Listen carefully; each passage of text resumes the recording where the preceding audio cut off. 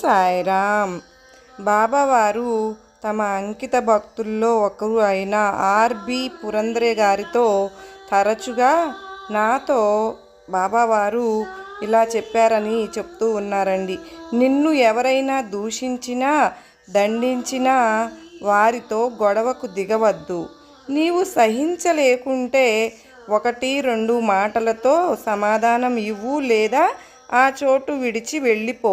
అంతేకాని వారితో పోట్లాడవద్దు.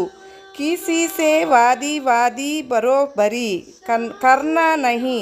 మీరు ఎవరితోనైనా తగవు పెట్టుకుంటే నాకు అసహ్యము, బాధ కలుగుతుంది అని పలికేవారు.